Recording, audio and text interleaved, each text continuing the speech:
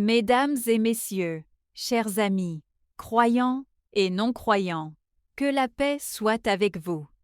Je vous remercie sincèrement d'être présent aujourd'hui dans cet espace ouvert au dialogue et à la réflexion. Je m'appelle Claire. Je suis mère de famille, issue d'un milieu chrétien, et je viens avec beaucoup d'humilité, sans esprit de provocation, mais avec un profond désir de comprendre. Docteur Zakir Naik, je vous salue respectueusement. Ma question est simple. Comment une jeune fille musulmane, en s'appuyant uniquement sur la vérité et sur les textes de l'islam, peut-elle amener des chrétiens sincères au silence et à la réflexion profonde, sans insulter leur foi, sans élever la voix, simplement par la force de la vérité? Au nom d'Allah, le tout miséricordieux, le très miséricordieux. Je remercie cette sœur, Claire, pour sa question honnête, posée avec respect et sincérité. Je remercie également l'audience, musulmans et chrétiens, car le dialogue sincère est un signe d'intelligence et non de faiblesse. Permettez-moi de dire, dès le départ, que l'islam n'enseigne jamais l'humiliation de l'autre, mais l'éclairage de la vérité. Le silence dont vous parlez n'est pas un silence de défaite, mais un silence de réflexion. Et la réflexion est le premier pas vers la vérité. Allah dit dans le noble Coran, Sourate An-Nahl, verset 125, « Appelle au sentier de ton Seigneur avec sagesse et bonne exhortation, et discute avec eux de la meilleure façon. » Ce verset est fondamental. Il montre que la vérité n'a pas besoin de cris, ni de colère, ni de violence. La vérité se suffit à elle-même. Lorsqu'une jeune fille musulmane parle avec sincérité, elle ne parle pas en son nom propre. Elle ne dit pas « voici mon opinion ». Elle dit « voici ce que dit Allah ». Et c'est là toute la différence. Car une opinion peut être rejetée, mais la parole de Dieu oblige l'esprit honnête à s'arrêter, à réfléchir, parfois à se taire. Pourquoi une église peut-elle être plongée dans le silence ? Ce n'est pas parce que quelqu'un a été vaincu, mais parce que certaines questions fondamentales ont été posées. Par exemple, Jésus, paix sur lui, a-t-il jamais dit clairement « Je suis Dieu, adorez-moi » ? La réponse honnête est non. Et cette réponse ne vient pas du Coran uniquement, elle vient aussi de la Bible elle-même. Allah dit dans la sourate Al-Ikhlas, versets 1 à 4, dit « Il est Allah, unique. Allah, le seul à être imploré pour ce que nous désirons. Il n'engendre pas et n'a pas été engendré, et nul n'est égal à lui. » Ce message est clair, simple, universel, logique. Une jeune fille musulmane qui récite ce verset ne récite pas une attaque contre le christianisme. Elle rappelle la base du monothéisme pur, le même monothéisme enseigné par Abraham, Moïse et Jésus, paix sur eux tous. Dans la Bible, Jésus dit dans Jean 17,3 « Or, la vie éternelle, c'est qu'ils te connaissent, toi, le seul vrai Dieu, et celui que tu as envoyé, Jésus-Christ. » Ici, Jésus distingue clairement entre le seul vrai Dieu et lui-même l'envoyé.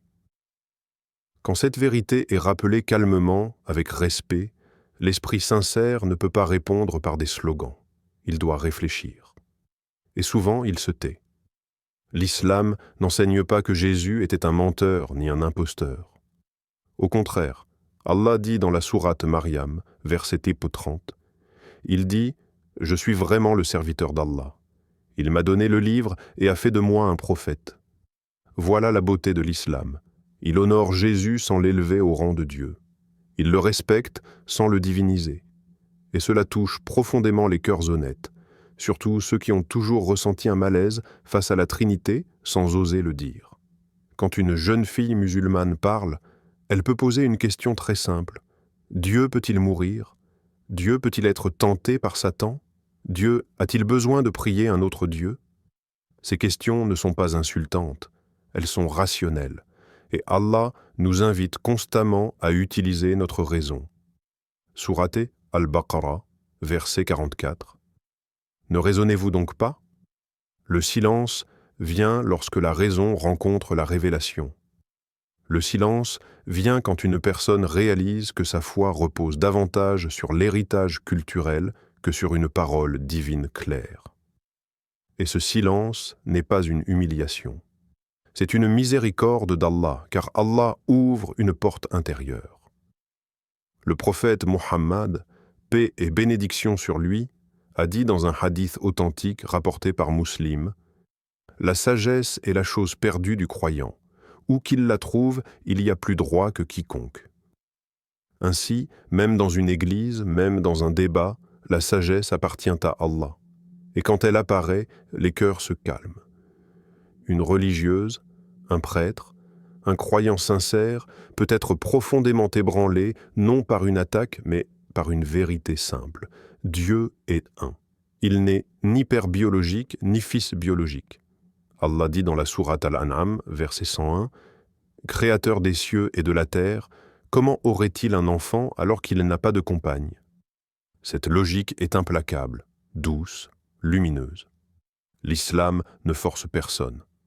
Allah dit dans la sourate Al-Baqarah, verset 256, « Nulle contrainte en religion.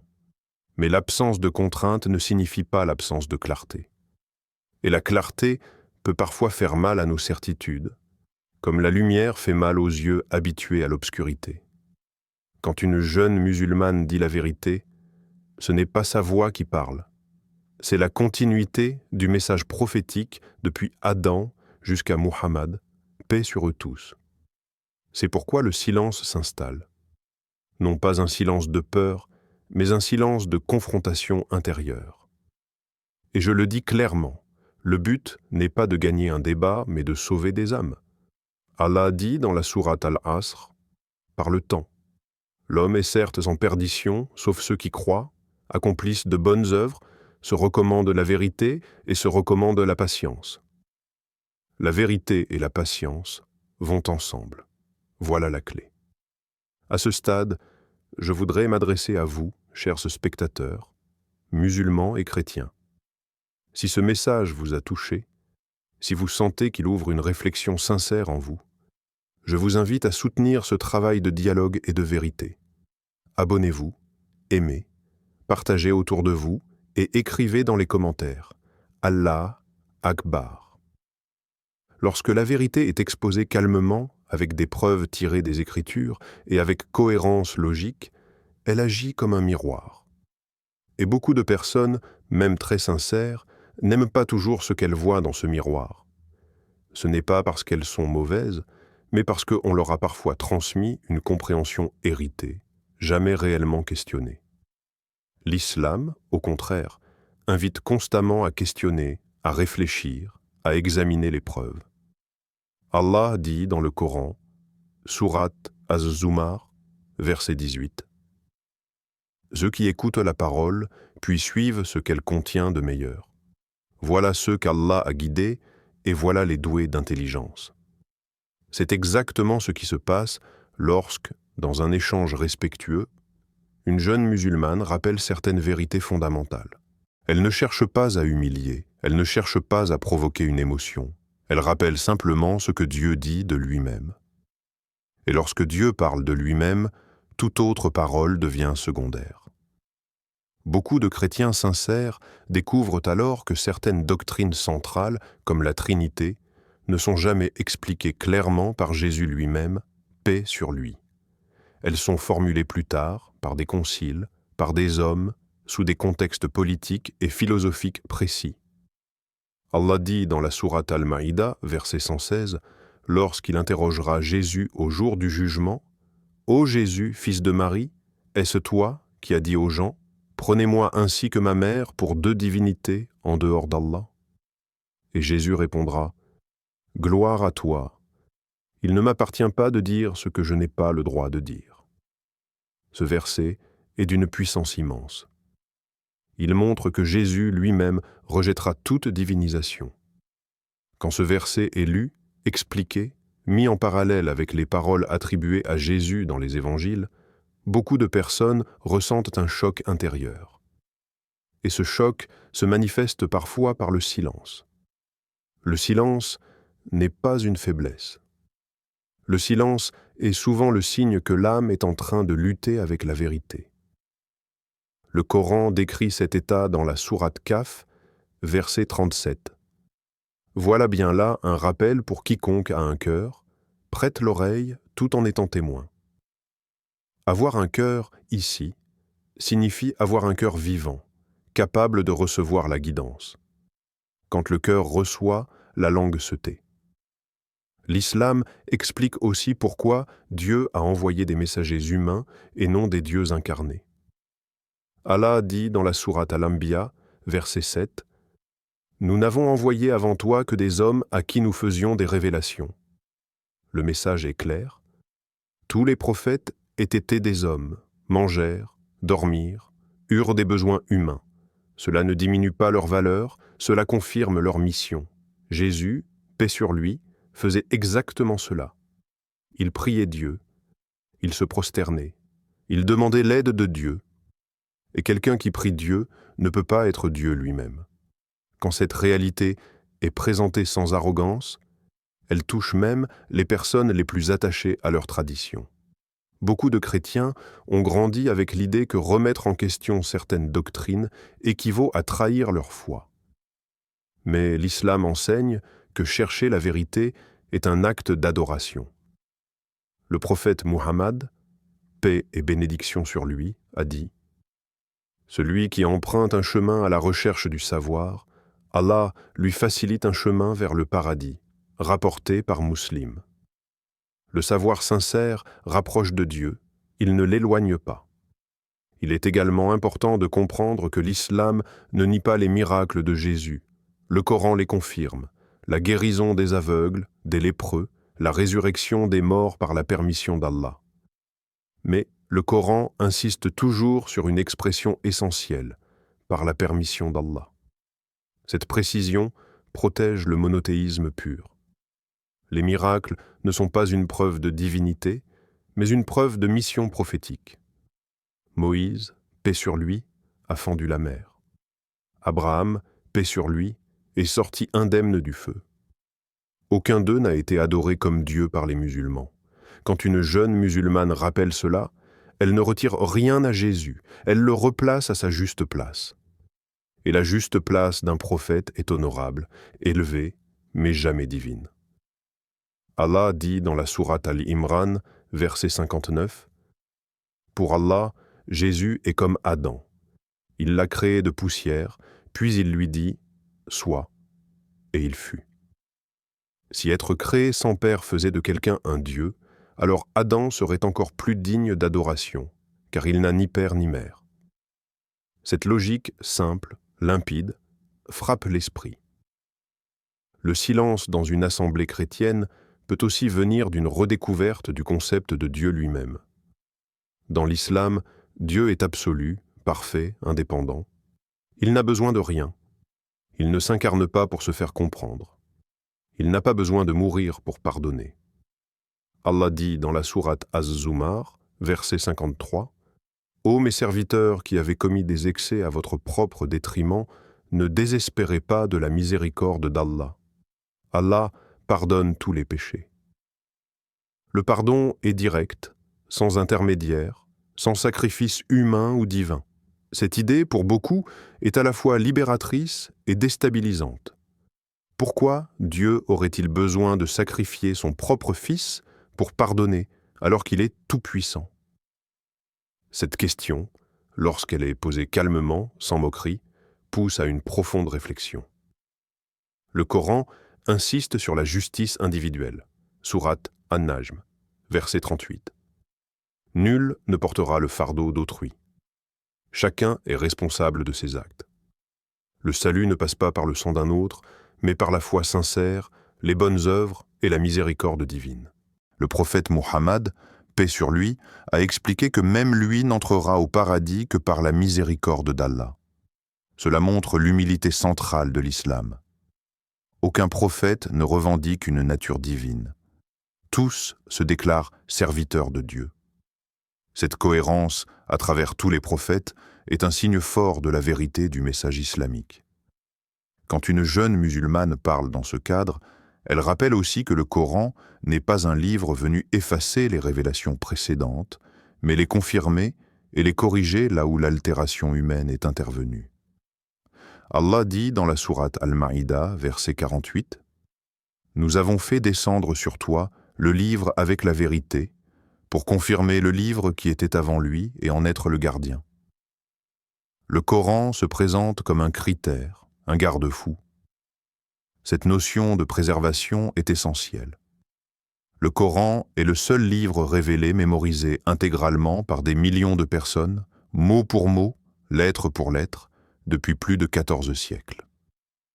Allah dit dans la sourate Al-Hijr, verset 9, « C'est nous qui avons fait descendre le rappel, et c'est nous qui en sommes gardiens. » Cette promesse divine n'existe dans aucun autre texte religieux sous cette forme explicite.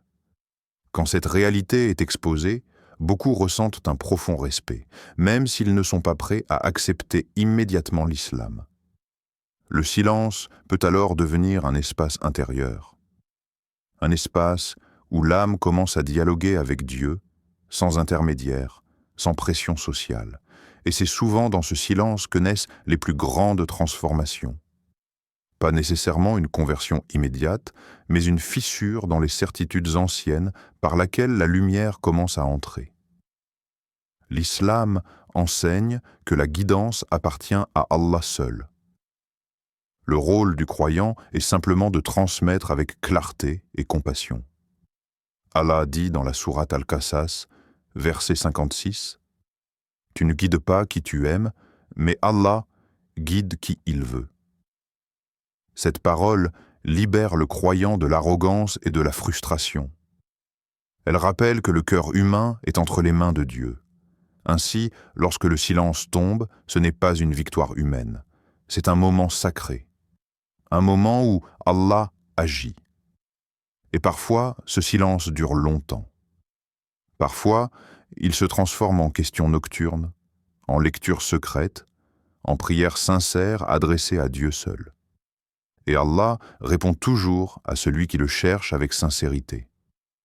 Lorsque nous approfondissons la compréhension du message de l'islam, il est essentiel de saisir que chaque élément du Coran, chaque parole rapportée dans les hadiths, a été révélée pour éclairer l'esprit humain et le guider vers la vérité. Ce n'est pas simplement un ensemble de règles ou de rituels, mais un chemin vers la connaissance et la réflexion. Dans ce contexte, quand une jeune fille musulmane expose la vérité, elle ne cherche pas à imposer quoi que ce soit. Elle présente des faits et des concepts qui, lorsqu'ils sont compris avec sincérité et raison, conduisent naturellement à un questionnement intérieur. Allah dit dans la sourate Al-Ankabut, verset 43, « Nous n'avons envoyé de messagers que pour être obéis avec la permission d'Allah. » Cela signifie que la guidance ne dépend pas de la force d'un argument humain, mais de la lumière divine qui atteint le cœur de celui qui écoute avec ouverture. L'effet du silence dans une église ou chez un croyant sincère survient exactement à ce moment où la raison rencontre la révélation. Le silence n'est pas signe d'échec ni d'humiliation. Il est le signe que le cœur reconnaît quelque chose de plus grand, quelque chose qui dépasse la culture ou la tradition humaine. La plupart des gens ne réalisent pas que la puissance de la vérité ne réside pas dans l'argumentation agressive, mais dans sa cohérence intrinsèque et dans la sagesse qu'elle véhicule. Le Coran, par exemple, appelle constamment l'homme à observer, à réfléchir et à examiner. Sourate Al-Mulk, verset 2, dit « C'est lui qui a créé la mort et la vie, afin de vous éprouver et savoir qui, parmi vous, agit le mieux. » L'homme n'est pas seulement appelé à croire aveuglément, il est appelé à comprendre, à raisonner et à percevoir les signes autour de lui. Une jeune musulmane qui partage ces concepts le fait avec douceur.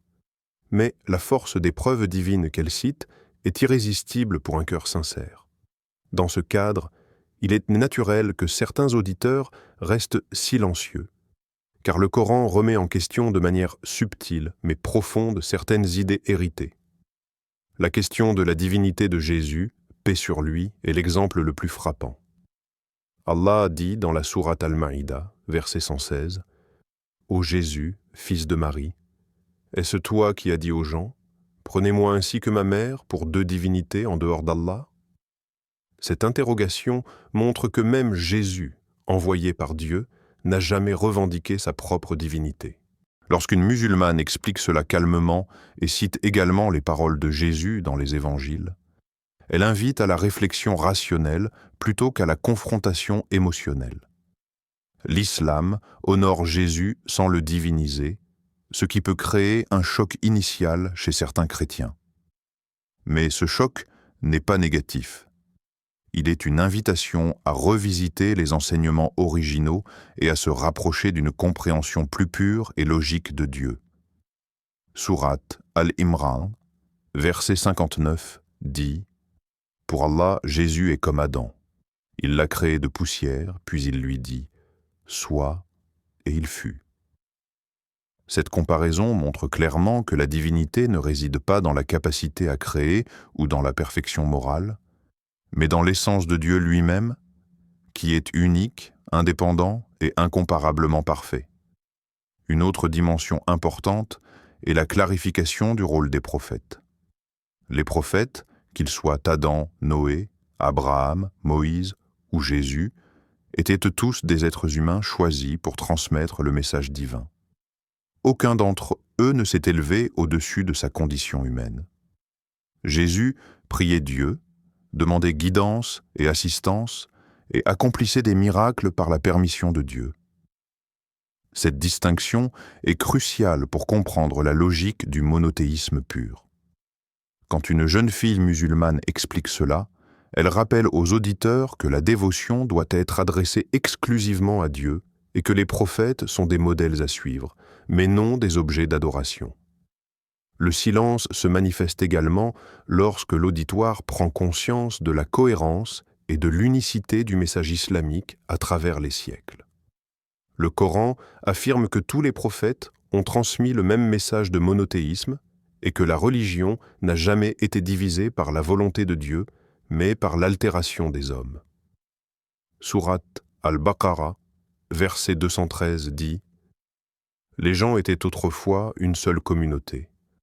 Allah envoya les prophètes pour guider l'humanité. » Lorsqu'une jeune musulmane cite ce verset, elle montre que l'islam n'est pas une religion nouvelle, mais la continuation et la confirmation de la vérité originelle. Cette perspective historique et rationnelle amène souvent les auditeurs à un silence respectueux, car ils reconnaissent la profondeur et la cohérence du message.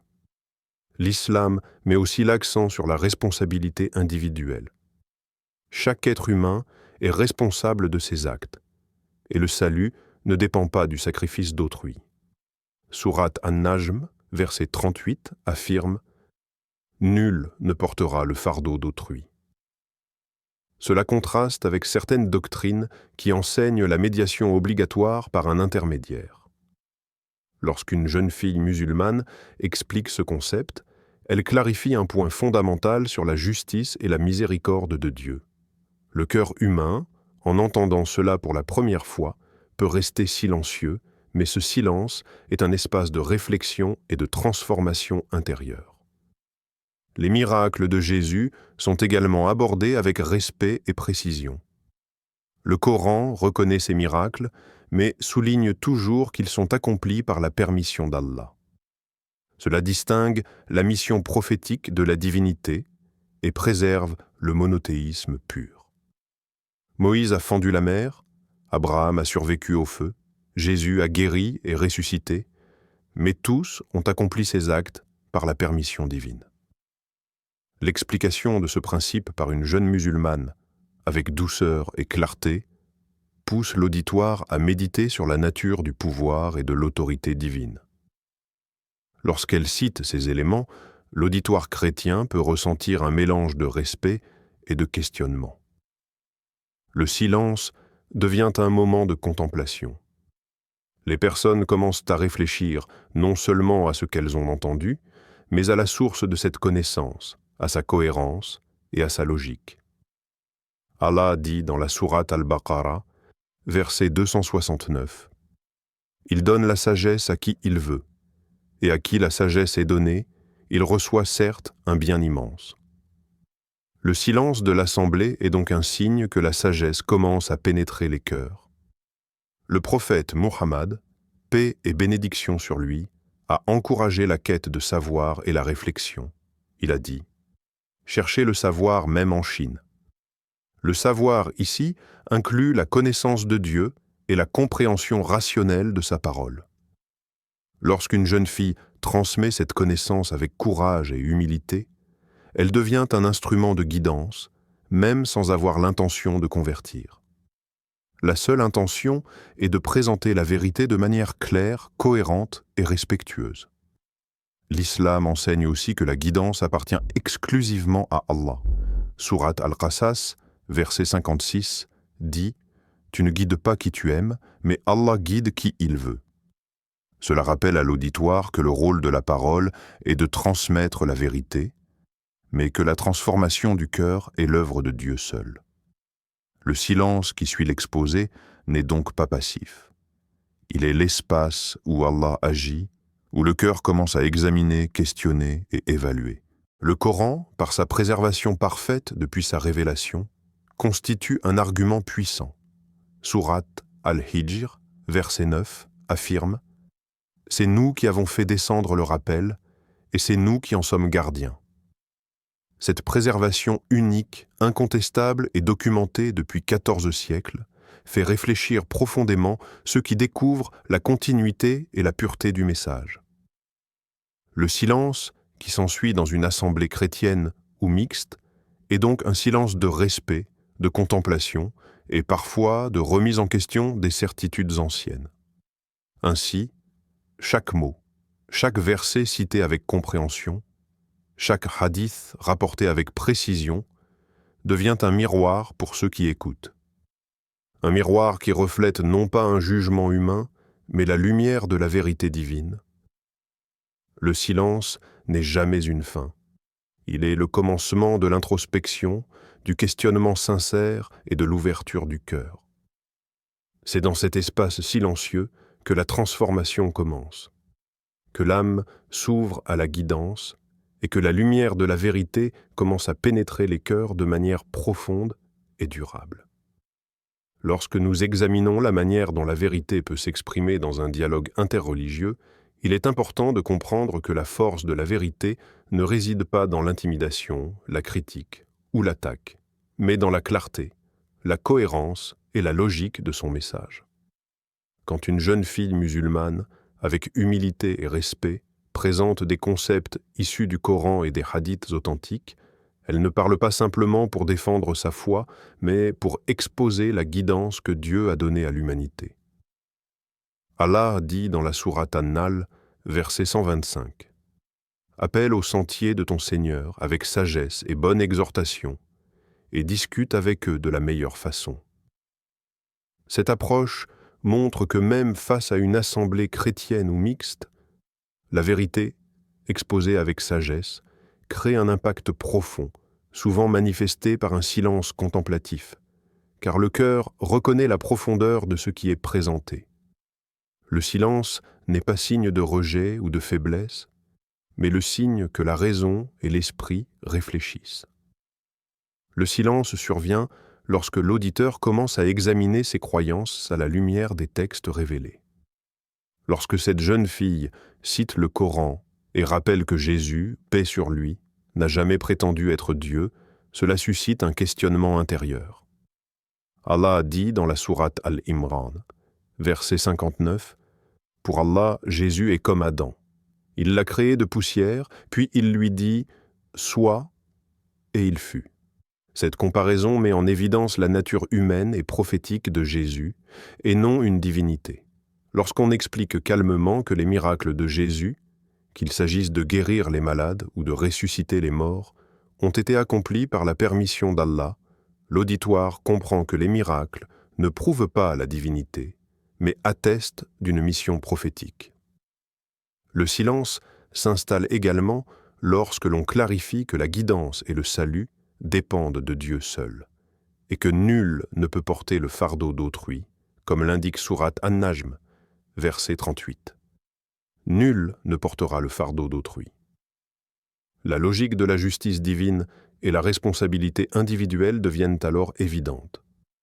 L'islam montre que Dieu est unique, absolu et indépendant, et que la miséricorde et le pardon viennent directement de lui, sans nécessiter le sacrifice d'un autre être. Lorsque ces principes sont expliqués, même les chrétiens les plus sincères ressentent un profond respect pour la cohérence de la révélation islamique. Le Coran confirme les messages antérieurs tout en corrigeant les altérations humaines, comme le dit Sourate Al-Maïda, verset 48. Nous avons fait descendre sur toi le livre avec la vérité, pour confirmer le livre qui était avant lui et en être le gardien. Cette préservation unique renforce la crédibilité et l'impact du message.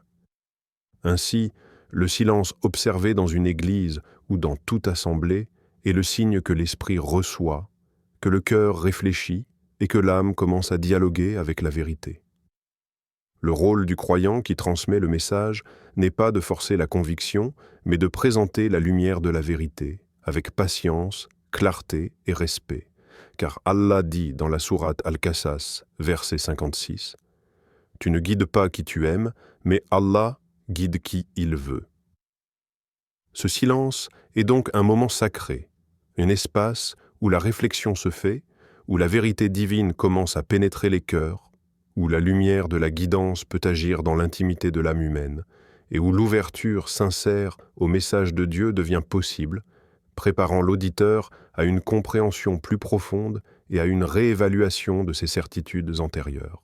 Merci infiniment, Dr Zakir Naik, de m'avoir écouté avec tant de patience et de respect, et d'avoir répondu à ma question avec clarté et sagesse. Vos explications ont permis de mieux comprendre la profondeur et la cohérence du message de l'islam.